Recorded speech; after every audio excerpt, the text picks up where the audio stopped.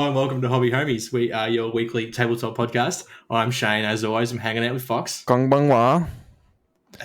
Yeah, it's Okay, good. yep. It's good evening in Japan. In Japan. Well, I was kind of worried that you offended the entire country, but I probably did, but with my pronunciation, yeah. sure. Hello, everyone. Today, we are going to be asking the age-old question: is what makes a good war game? So these are a few topics that we think makes a good game to us. We'd love to know what you think in the comments, in our Discord, on Facebook, wherever you want to find us. Let us know. Let us know what about about war games in general that you like or you're attracted to. Yeah, and you touched on an important part there. You said to us, this is our opinion. We're not like, we only ever say our own opinion. We're not educated. We're not masters of anything, We are not masters of anything. That is true.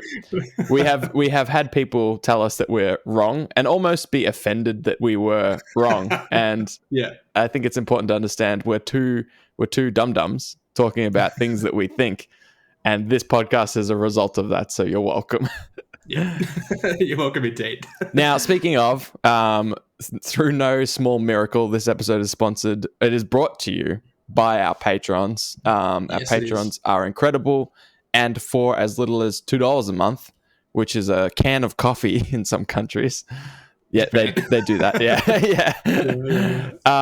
You can help support us. What? I'm going to interrupt you for a second. No, do it. I've tried that can of coffee that you can get over here. Yeah. When you open a can, it instantly goes softer because the pressurized. Yes. It's depressurized, right? Yes. It's very uncomfortable. Those cans remain rigid when you open them. You don't like your cans to remain rigid. This is noted. Fun facts about Shane: prefers a rigid can. Only when it's unopened. When it's opened, it must be soft. Wow, you crushed that. But you're a powerful man. That's probably a full can, unopened. I crushed it with 2 feet. Yeah, I know 2 feet. That's what I'm saying. You're a powerful man. Anyways, if you become a patron, you'll be as powerful as Shane. If you like what we're doing on the podcast and you want to support us, you can go to our Patreon page, suss out the different tiers. There's a heap of rewards there. Sometimes we even deliver on them, which is dope. And sometimes. But you can find all the deets for that on hobbyhomies.com. That's got all our links to our portals. So, hit that up if you're curious. Thank you. We much appreciate it. All right, Fox. Well, I want you to kick this off. Tell me the first thing that comes to your mind. What makes a good war game? So, I mean, there are a billion things, and I think a good war game balances as many of the things we discuss this evening as it can. But obviously in some categories it's does real poorly, but then in some things it does real well. So the things I want it to do well, the biggest one I think is I want tension in my games. So I want in-game choices. I think this is super important because this is where the excitement comes from on the tabletop and what makes it feel like it's unique to you, right? The tension between making decisions. Yes, you can do this, but the trade-off is this might happen or it's at the cost of X, Y, Z, whatever it may be. Like a make or break kind of decision. Yeah. Where it's it all hinges on one thing, or it swings the other way completely with a dice roll or something like that. Yeah. I also want the in-game choices you make, whether it's, or even list building, and faction selection to be a risk reward choice. So for example, if we're talking 40k and I choose Harlequins as my faction, automatically there's tension in the choice. I have picked something that is really good at being fast and hitting hard, but at the cost of that choice, they're also very squishy. They're they're what do you call it? A paper cannon? Glass cannon? Glass cannon. Dude, I was thinking paper tiger, glass cannon, and I fused them into this. I've never heard of paper tiger. Oh, okay. A paper tiger is someone that attacks someone but can't take it. They give it but they can't take it. Yeah, so they're a tiger on the attack, but they're made of paper, so they just crumble when someone... Yeah, there you go. Sure. Yeah. There you go. Fun fact.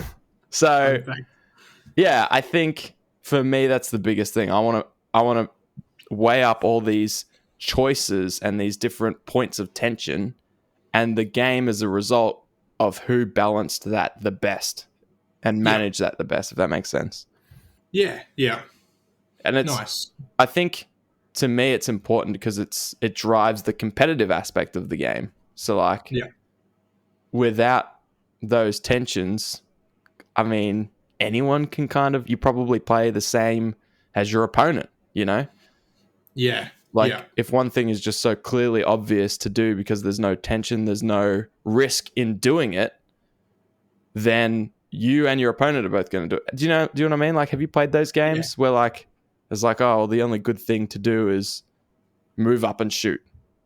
Yeah. Oh man, that is one thing that I've really struggled with. Like, that's something that I've got later on down the track, and as something to talk about. But it's funny that you say the tension in like list building and stuff like that, which it's true. But I sort of more imagine tension as in like that thing that's happening right now on the tabletop, where it's like, you know, if I lose this squad, then that whole section's gone. You know, like that whole board edge I could just write off. Yeah. You know, or like I need to hold that objective for one more turn. Yeah. Kind of tension like that in-game heat of the moment kind of tension. But I definitely get what you're saying as well. That's a good point, you know, because that makes the game exciting. I think the tension I'm talking about makes the game fun, but what you're talking about makes it exciting, you know?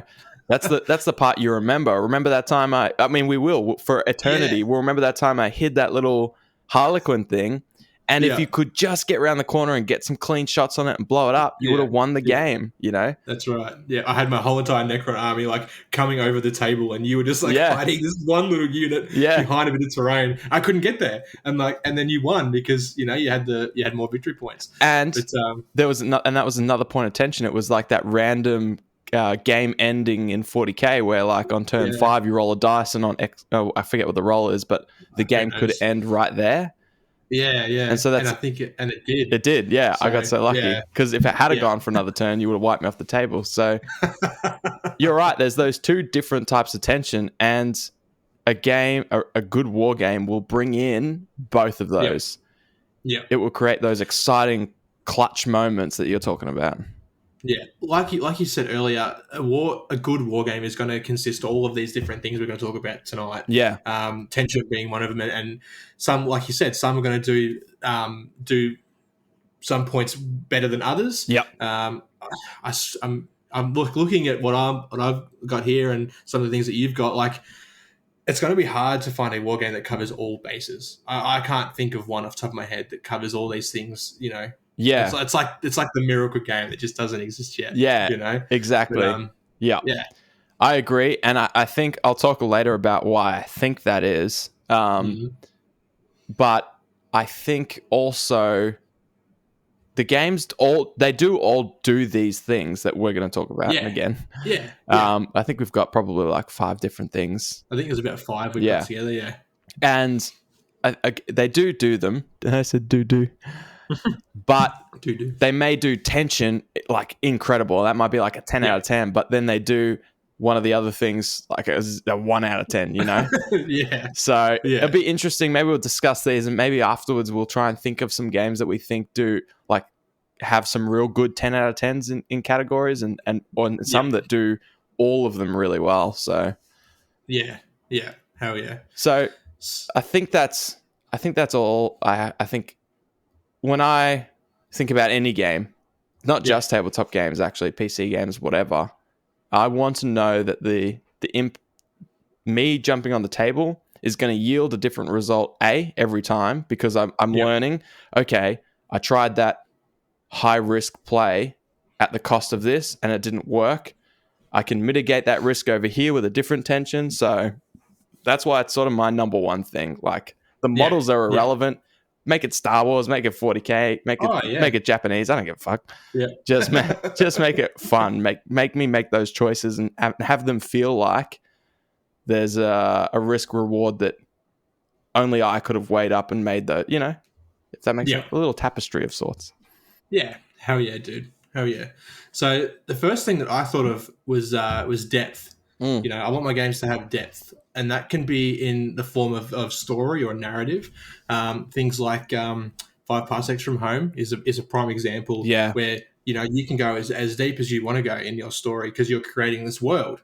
And then there's other things like the 40k universe with like the Black Library, so there's incredible depth there as well. There's novels and there's entire series produced, and like it's canon lore or it's fan fiction. That sort of that depth there to give you a reason as to why you're playing the game that you're playing. Like it's not like, I mean, chess is the grandfather of all these kind of games, but like it's just you're playing with white pawns versus black pawns. It's like, what's the story here? There's no story. There's no depth there. Yeah. But like when you're playing with, you've got like a 5 parsecs crew. You've got your like hive scum sort of like gang members fighting a big corporation or something like that. You can make up entire sort of stories. Yeah, and that scene is happening on a planet that you've made up, and that planet has these different traits, and you've just been to the shop and bought this, and it's adding all these layers on top of the top of the tabletop experience. Absolutely, yeah. And it's funny when you say depth, I think lore and narrative, absolutely, but I also think on the tabletop, I think mechanics. Absolutely. Add like different weapons or abilities instead of having a unit that just moves and shoots every turn. If they can move and shoot and then move and like throw grenades or shoot different weapons or attack with different things, like that's what some games really lack. Like I'm thinking of 40k where it's just like your troops are just going to move and shoot every time. There's nothing else they can really do because it'd just be a waste. There's the optimal plays already scripted out for them. Even though, and it's funny you say that because 40k has a lot of depth in terms of its mechanics, but when it's within each phase, you're right, it is just that everyone's gonna either have a gun they could shoot with, then they will. The math hammer's already probably predetermined relatively, so that unit shooting that's probably going to kill about 10 of them. So I mean, it has to. It either does that or does an objective. But I think I froth. If I had to pick depth out of lore, narrative, and mechanics, I mean, I don't know that I could. I think that'd have to be pretty balanced. But I do love. I'd almost want to be overwhelmed with rules and mechanics. I want my gun to jam up, and heck, I want to have to spend a turn trying to fix it. I love that if someone dies near me, I'll be shell shocked. That's, I guess that comes into immersion for me. But having that depth of mechanics and it does in parsecs because it's both lore, but the depth is there's so many D100 tables you're rolling on, so many different mechanics.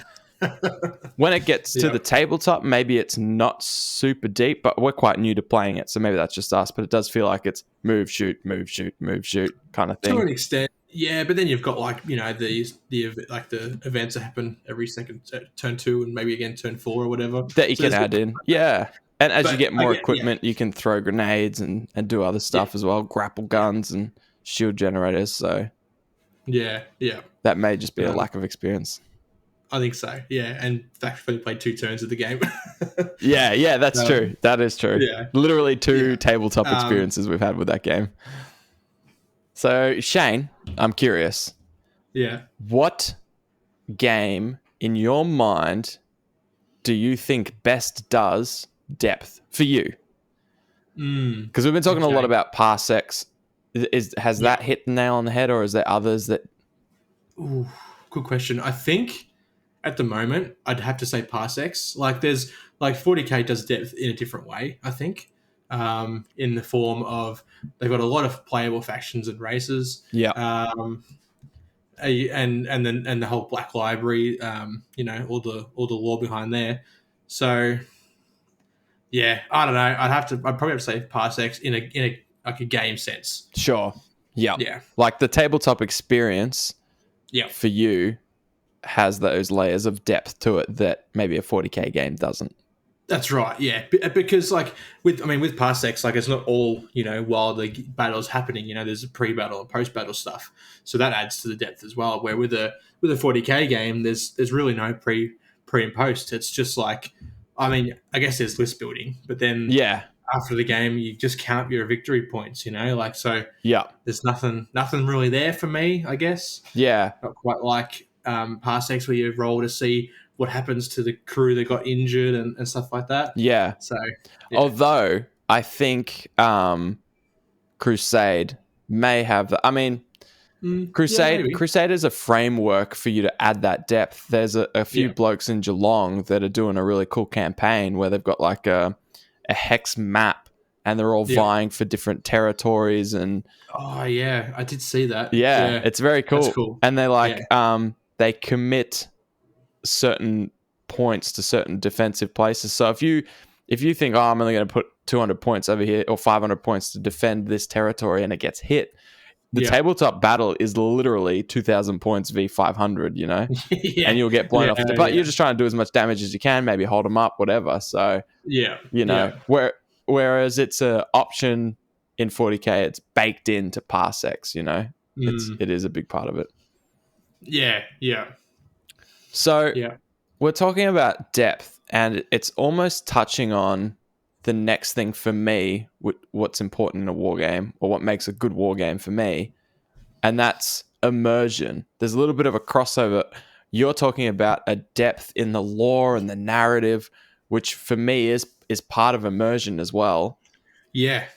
But for me, I guess although I don't mean so much that I want to imagine myself in the game, although I do. But you do. I front that shit. Yeah, that's important to me as well. But I also want, given everything you know about the lore of the universe, I want the game on the tabletop to actually feel like a scene from that universe. Yeah, like something that could be like taken out of history, or like something that's happening like right now. Yeah, absolutely. Yeah. And so if I play Test of Honor, I want that to feel like a fight that could have happened in feudal Japan, Yeah.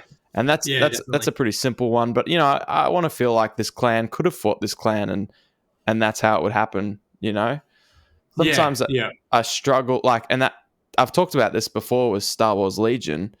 That's a big struggle that I have because sometimes it doesn't match up, No. Darth Vader would never have fought General Grievous. Yeah. Anakin would have, sure. He did. But, I mean, no, he didn't. Yeah. But, I mean, yeah, he did. I mean, yeah. You know what I'm saying? We know where you're going. Yeah. We know where you're going. So that breaks immersion for me instantly when you have those... Like a World War II. No, you go. Sorry. No, I was just going to say it's the same. You hang up first. It's the same thing with like Marines fighting Marines, like with 40k. Like Blood Angels fighting Ultramarines. Like, yes, you could twist the story enough to make one think the other's a traitor or whatever. So, but it doesn't make sense, like it wouldn't happen. Yeah.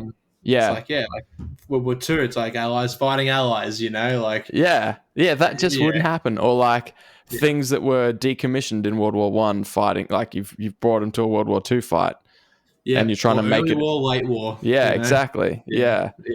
So I think immersion is important, and I think I want the game, a good game, handles every aspect of it. It goes, you could throw this against this and it would make sense, Yeah. I think, like you mentioned, 40k tries to do that, but obviously they care more about the competitive side of it, so they got to balance everything, and that's tough because really some of the characters in there, if you had a Shard of Catan, a Catan Shard, a Citan Shard, or Mortarion, or what's the Emperor's little bitch boy? Rowboat Gilliman. That's the one. If you put any of them on the table, they could kill 2,000 points of anything. Oh, yeah. Yeah, that's right. But you can't have that tabletop experience because it's like, that wouldn't work, So you have to balance your narrative side of things with the ability to put these cool models on the table. The Silent King, that's not losing anything, any 2,000 point of Harlequins you bring. No way. Take on 10,000 points. So, and that breaks immersion for me as well, because it's like... I mean, I just killed the Silent King. If this was actually a scene, this is the biggest moment. You now win 40k. I've just won. Yeah. Yeah. But I know that didn't happen because that's not in the books, So For me, Yeah. a good war game lets you throw whatever on the table, and it feels like that's a scene from the game, and those Yeah. actions play out.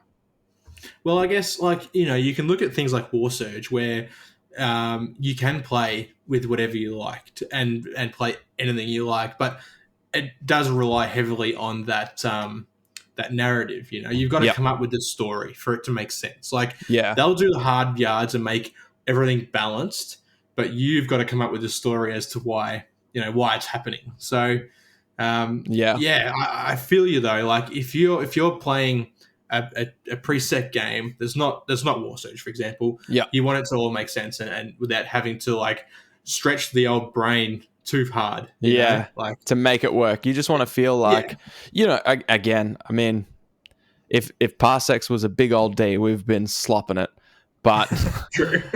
but like in Parsecs, because it is such a broad game, the notable characters are the ones you make up. Yeah.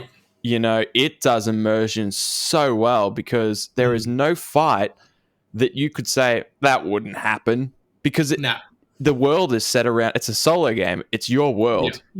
Oh yeah. Yeah. So, that's right. so that did happen. Yeah. and it absolutely. makes sense that it happened. Yeah, you got wiped out and your dude didn't die. There's only been one time where I was like, that wouldn't happen. It's when all 5 of my dudes were dead on the table and one ran away, so I was able to run away. I was like, well, really? How would they all get away if they're all unconscious on the ground? They've been downed. But you can make it work. Picks up 5 people, puts them all in a wheelbarrow. Exactly. And doesn't get shot on the way out, despite being previously in hand-to-hand combat. That's kind of the only time I was like, I don't know if that would have happened. But you could make that work. She throws some smoke grenades down, a flash bang that shocks them. Like they can slowly get up, but also those people I was fighting didn't want to like chase me or kill me. They wanted to like get out. So that it kind of still made sense, So yeah. And that's why I think that game has gripped me so much because tension and immersion are my top 2. It does both of those really well, and I'm struggling a little bit. That's why I love Harlequins because they don't have named characters. Oh, yeah. There's not a single one, They're all just maskless people. I feel like I can go up to a table and it's almost, if I wipe the table, sweet, just a random mask showed up, killed something and left. That's what they do in the lore. Yeah. If I lose and they had a big character on the table, I'm like, yeah, well, sweet, of course I lost to Mortarion. It's Mortarion, Yeah, exactly. So that's immersion's super important to me. I mean, I can stretch it like a bit in my brain, because I still enjoy playing games that I guess break immersion, like Legion and like 40k sometimes. But yeah, I do prefer it when I can throw something on the table and it feels like it's supposed to be. Yeah, but sometimes you don't want to like do mental gymnastics just to, make the game you're playing make sense. Like you just want to play the game without having to think too much, Yeah, exactly. So, and you don't want to play it soulless mechanical game, No. I recently bought Tactics 2, which is a game we covered on Old School War Games. Old School War Games, yeah. So go check that out if you're episodes ago. Yeah. If you're interested in games that were around before, 3 of them were before our time on this earth. Yeah. I believe. Yeah. And Tactics 2 is the grandfather of war games, and I was just too enamored by it. I bought it, a secondhand copy, of course, because it was from 1973, this edition. Yeah. And although it's historical and it's a cool piece of wargaming history, the game is purely mechanical. Yeah. There's a little bit of forest fights and, it's loosely World War II, but it's on 2 continents that don't exist. Yeah. But then the rest of it's supposed to be historically accurate. It's like, there's zero immersion. Well, there's a 1 out of 10 for immersion in that game. Yeah. So we'll see. We'll see how that. I'd be curious to play it. And it will feel mechanical, and I can't imagine we'll play it again because, we both froth narrative, lore, and we want to see that on the tabletop. Yeah, absolutely. Bringing up like sort of mechanical games and Tactics 2, for example, strategy is something that I think is big on the tabletop. You want it to be in the form of, some units can counter others. Some units are like, it's like spearmen versus cavalry. Everyone knows spearmen take down cavalry, So Yeah. like you want the strategy there where it's like, there's no way known am I going to send my guys up that flank to hit those guys because they're going to get murdered. Yep. I want something to come, to come around the other side or to flank them, terrain and positioning and all that sort of stuff that you can use to your advantage. Yeah, I agree. And you want it to, strategy should almost layer up with the things that we've mentioned. Like, it should make sense with the depth. Like you said, it doesn't feel very deep if those, and it doesn't feel like there's any tension if the cavalry can just run into the spearmen with like minimal consequence. They're just that good that they just roll over spearmen, No, that doesn't happen. That should be a tension, and that should be part of the law, I mean, the law makes sense if those horses or the cavalry have some magical shields around them that just like shatter spears. That's what they're known for. Right, sure. Yeah. That makes sense, but it needs to layer up with those things. It feels like strategy is the glue that it needs to like have all the other things we've discussed considered first, Absolutely. And it's probably one of the hardest things I think that games pull off. Like I want a game where I can play like a take all comers list, where in a lot of the meta and the competitive side of things, take all comers lists generally just get stomped. Like it's like, just take a list of 10 of these tanks and you'll win every game. Like that tanks can't operate without infantry. Countering anti-tank infantry or anti-tank vehicles. So it's like a battle isn't won by just an armored column. You've got to have troops and you've got to have air support. You got to have, and like, I mean, Tactics 2 brings in the whole logistics side of things, which is a whole nother layer that wargaming probably doesn't need for the most part. That's what I'm talking about with depth, man. Give me all the mechanics. I want to consider You're going to have guys like, it's like, the next shipment of ammunition hasn't arrived yet. Where is it? Got to ring them up. Like, it's still on the boat. It's coming. See, that's fucking amazing. That is what I want. I want to know that shipment, the guy, I want to know if he had something that gave him food poisoning the night before. I want to account for that. That's part of my tension too. Does he eat the Korean street food? I don't know. It's cheaper. Sushi, man. Roll a D6. Yeah. On a 1 to 5, it's food poisoning. It's food poisoning. Yeah. So, man, like, strategy. It's got to be the heart of everything, the core of. That's what I think anyway. Like core of wargaming. Like without the whole strategy involved, what have you got? You've got nothing. Yeah. But it's adding layers to that strategy, I guess. Yeah, it is. I mean, strategy is immersion, tension, and depth. Yeah. It is those things we've discussed. It's just putting those in a way that allow you to put your brain and let your brain have an impact on the game. Yeah, it stops it from being, we could simulate this game and it would be the same every time, Yeah. Strategy is, that's so Shane. That's so Shane to roll that army or do that thing. He's drawn to that style of play. That's another part of strategy is style to play. Yeah, definitely. Definitely. And it's, I agree. And it's my favorite genre of board games as well, is you just want to test yourself, Yeah. Can you pull off these combos, can you set things up in such a way that your opponent doesn't see it? That's such a rewarding thing for me on the tabletop. If I can I know I need to do something, but I need to do it in such a way that my opponent doesn't read that it's coming or that's what I'm trying to do, or I want to make them think that's what I'm trying to do, and I am, but it's over here. Yeah. It's misdirection, It's the obvious direction. Yeah. So, dude. You're right. Tension is super up there. I mean, sorry, wait, no. I was thinking of the tension in that choice. strategy. I mean, they're kind of the same, right? That's Yeah, in a way. a lot of the tension is within the strategy of the game. So yeah, strategy is probably just a broad term for everything we've covered so far tonight. I think, yeah, I mean, all war games, that's their appeal, and their competitive aspect, which comes from strategy. So yeah. man, I think we're making a good war game. Huh? Like if it imagine if it ticked all these. Oh, mate, if it was a 10 out of 10 for everything, it would be insane. Yeah. In fact, it's funny you say that because that brings me to the biggest gripe of my favorite game. Okay. And that is accessibility. Yes. Yeah. So for me, I think a good game is accessible, easily accessible. Absolutely. Yeah. In many different levels. Like, I mean, commercially, it would be great if you could go to your local store and the units that you want are already there on the shelf, or that store has a relationship because it's such a big company or whatever it may be. They can order them in. Exactly.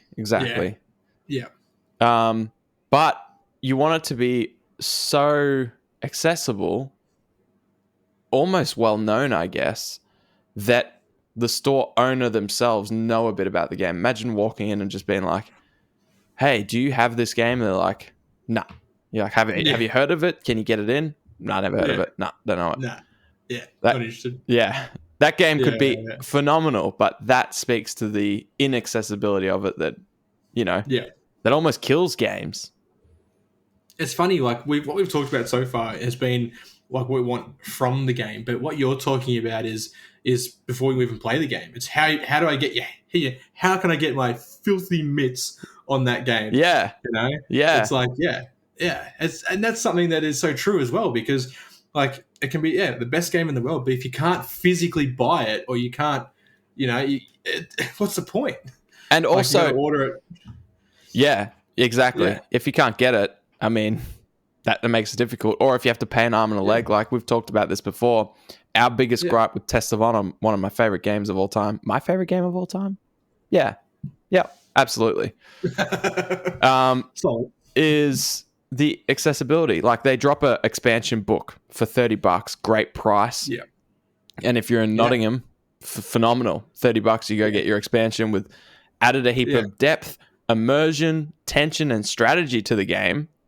Yeah. Brought all those up. But for us to get it here, that one book would have been...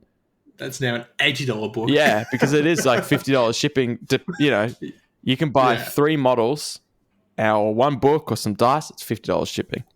Yeah. So that accessibility to us, and there's no stores that stock it. We have to get it through the online store. And then even like there was no PDF for it at the time. Yeah. So, and that's another poor accessibility thing. Parsecs, on the other hand, we just went and downloaded it and started playing. Yeah, just get it from RPG drive-through, and then there it is. Like it's in your emails or it's in your account. Yeah, within instantly. As soon as you click that buy now button, it is yours. It's done. You gotta hit the download, and I guess you gotta have a PDF reader. But who doesn't? So accessibility. Well, and I was also thinking, what makes like 40K the game that everyone plays? Because I was like, there's games that are just as deep on lore. Yeah, they probably haven't had some deeper. Yeah. There are games that have honestly cooler looking models. Not as detailed or as high quality, but honestly, I don't really buy into the idea that people care too much about that. Maybe they do, and I'm underestimating it. Sorry. To an extent, I'm sure. By the way, there's a monsoon that just started here, so I don't know if that's going to come through in the audio, but I can't hear you. I'm in my shed as well, which has like a gap like that between the shed door and the floor, so my feet will get wet, I'm afraid. Yeah. It's going to be an interesting experience for all of us. This has never happened. Live on the air, I may get carried away by a wave or two. But yeah, so I was weighing all these things up, and I think what 40K does as a 10 out of 10 is accessibility. Yeah. Good luck going into it. It's in every game store. Like it's there's a Warhammer store, like I've got like, well, there's like 4 around us. Yeah. You know, Yep. like within an hour's drive. I mean, we're in Australia, so like things are further away. But if you're in the States, I'm sure like Oh, there's probably a Wayman store in every corner. There's not a 7-Eleven. You know, like yeah. they're everywhere. Yeah. So, and the ordering and the range. And so another part of the accessibility to me is like finding a game, you know, Test of Honor, that would be impossible. It'd be me playing you every week, or I'd have to bring 2 armies to a local and just be like, you want to try this weird game? You want to try this game with me? Hey, you want to try this game? You want to do something weird for a minute? Hey, yeah. You got 20 minutes? You want me to blow your mind? I'll blow your mind. For $20. Yeah, for $20, I'll blow your mind. Test of Honor. Finding a game difficult. Finding a game of 40k, you could just throw a D6 in the air in your local suburbs. Someone's going to catch it and be like, all right, it's on. We're playing some 40k. That's the way people challenge each other. Isn't it? That's how I do it. I mean, granted, it hasn't worked yet, but I'm pretty confident it's going to catch on. One day someone's going to catch it and they'll be like, all right, you're on. Like an anime style catch, just like, yeah. You thought you were the only 40k player on this street, hey? Hey, kid? Yeah, exactly. Yeah. Exactly. So I think that is important to me. Although, like I say, a game like Test of Honor does all those other categories so well that accessibility, although it sucks, isn't the breaking point. I still feel like that's what makes games like 40k and more mainstream games so good. Is that it's likely they're stocked at a local. It's likely that there's tournaments running or a Facebook group where you can tee up a game, you know? Yeah. From a week from when you find out about the game, you could be playing it. You know? That's accessibility to me. Absolutely. Absolutely. And I guess that's the biggest thing. That's what makes or breaks games. It's the player base. It's the accessibility. Like, so. Yeah, I think so. I think so. Interesting. That's solid, man. That's something that you know, I think a lot of people might even overlook. Just thinking about what makes a good game. Yeah, and it is tricky because I think it does get overlooked because games are so accessible now, with international shipping, with the ability to 3D print and download PDFs, and so many miniature agnostic games. Yeah, you know, accessibility is usually quite high. It's you know, even teeing up games like. Could you imagine without the internet what they did back in the olden times? I couldn't. It's like you would have, if you wanted to play, you know, again with an opponent, you'd have to just go to the store and like meet them there. Yeah. And then if they haven't got their army, it's like, all right, well, you know, we'll meet back here next week or whatever. It's like, where online you can just like go to any, you know, your local suburb, whatever Warhammer group. There's probably one. Yeah, that's it. And you just punch it in and be like, all right. This Saturday, 2:00, who wants to play a game? And then you'll get some hits. So, and it's crazy, right? Because you're right. Like, this is the golden era. I mean, maybe in the future, if we haven't all died from COVID or earthquakes or some shit, there'll be another golden era. But you're right. Yeah. Imagine trying to play, say, A Billion Suns 10 years ago if someone invented that. How would you? First of all, there's no all the ships you get for that game, you 3D print. Yeah, or you kick bash, scratch build them. Yeah, exactly. So you'd have to build 2 armies and just say, hey, do you want to play this unknown game with me? Yeah, you know, and like I've got everything you need. All you need to bring is you. Yeah, and then that person has to, you know, be willing, of course. Well, hold them at gunpoint. Well, let's pretend it's the States, for example. You just you can hold them at gunpoint. Yeah, for sure. Yeah. Sorry if we offended any state. We're Australians. We don't understand guns and how they work. We don't have them. Listeners come from America, dude. Yeah, we do. Few people. I was like, a year ago that would have been fine, but now people actually listen. Now nobody listens. Now at least 10 people do. So exactly, and one of them's from the States. I'm sure of it. So if you know what a gun is, I mean, I 3D printed one the other day, and that's as close as I've gotten. Yeah, that's a lie. I fired a fully automatic machine gun in Vietnam. Nice. nothing has made me feel like a man more than that. Yeah. And I don't know why. I don't know why. It unlocked something within me that I feel like I left over there. So they're onto something. Those Americans. We'll see. all you need to do is fire 2 fully automatic machine guns at one time, and then Rambo. Yeah. One in each arm.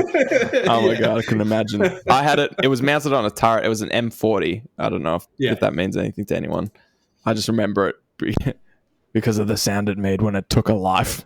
A paper life. It was a little paper cut out of a man, which was also kind of weird. My old neighbor, their 8-year-old kid shot a fucking Uzi in Thailand, dude. So yeah, damn. You can do anything in Thailand. Yeah, I was in Vietnam, but yeah, you're right. You can. In Vietnam, whatever. Well, Southeast Asia. Same? You can do it. Same, but different. Yeah. What are we talking about again? I don't know. It's time to wrap this up. Immersion. Thank you so much for listening to us ramble about what makes a good war game. Hopefully, there's things that you guys can think of. If there is, let us know in the comments or wherever you'd like to reach out to us. Keen to hear what you guys think. If there's anything that we've missed, probably. Of course. Well, I mean, we hit tension, immersion, accessibility, depth, and strategy. If you think, if you were like, oh, here's one thing I think for me outranks, at least a few of those, let us know. YouTube, Facebook, all the deets. Yeah. Yeah. Hell yeah. So, it's time to go. That's how I know the episode's ended. Yeah, well, hurry up. So, massive thank you to our patrons. As Fox said earlier, you guys make this stuff happen. So, shout out to Burnsy, Whack, Final, Joey P, Lockie, MJ, Lethal, Moose, and Penny. Yeah, we got Alco, Dave, Churchy, Rad, Oliver, Hockers, Aggro, Gritty. Thank you all so much. You've been incredible. All of you listening whom are not currently patrons, we want to thank you as well. The fact that we have listeners blows our minds every week. And the sheer volume is also kind of nutty. I mean, why? Yeah. But also, thank you so much. True. And if you're watching on YouTube, you can hit that subscribe button. That would be amazing. That helps us so much. According to the analytics, I don't know what it means, but they say 50% of our viewers are not subscribed. So if you can subscribe, that'd be amazing. What does that say about us, though? Does that mean 50% of the... Hey, no, you know what? Don't. 50-50 is as all things should always be. So don't you dare subscribe. You'll ruin the balance. Don't tell them. No, you do it. We'll tell some other people later. Oh, yeah. Sorry, I just ruined my microphone. Please subscribe to our Patreon so I can buy a new one. Yeah. Thank you so much. All right, guys. Thank you so much. We will see you next week. Peace.